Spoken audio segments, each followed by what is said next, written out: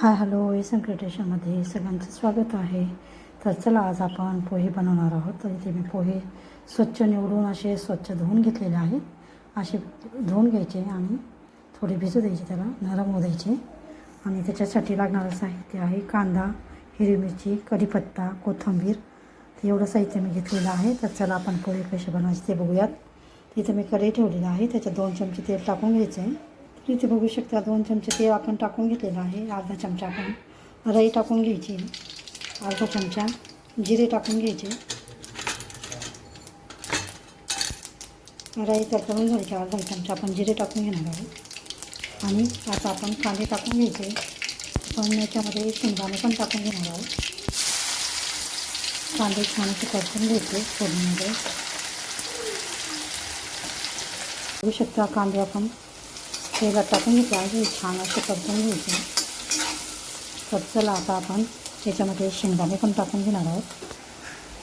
इथे बघू शकता कांदा आपला थोडा परतून झाला की त्याच्यामध्ये आपण शेंगदाणे टाकून घ्यायचे. शेंगदाणे पण असे छान परतून घ्यायचे.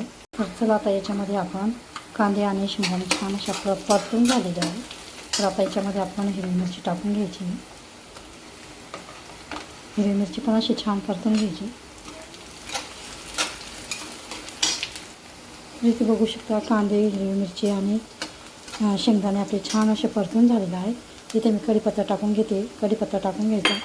कढीपत्ता पण असा छान परतून घ्यायचा आहे. हे अशा पद्धतीने इथे बघू शकता. तर चला आता आपण याच्यामध्ये कढीपत्ता पण आपला छान परतून झालेला आहे. थोडी कोथिंबीर टाकून घ्यायची. कढीपत्ता कोथिंबीर छान असं फोडणीमध्ये परतून घ्यायचं आहे. अशा पद्धतीने त्याच्यामध्ये अर्धा चमचा हळद टाकून घ्यायची. हळद पण छान मिक्स करून घ्यायची पूर्ण फोडणीमध्ये. अशा पद्धतीने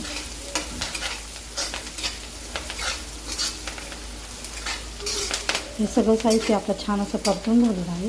तर चला आता याच्यामध्ये आपण पोहे टाकून घ्यायचे. थोडे थोडे करून मोकळे करून टाकायचे पोहे. असे घ्यायचे असे.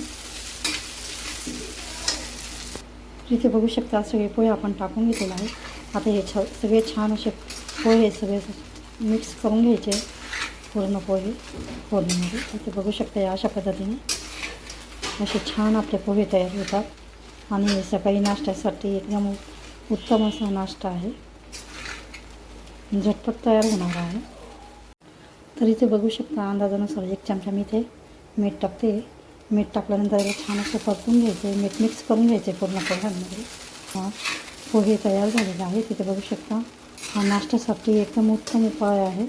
वरून याच्याबरोबर आपण कोथिंबीर, लिंबू टाकून घ्यायचा आहे.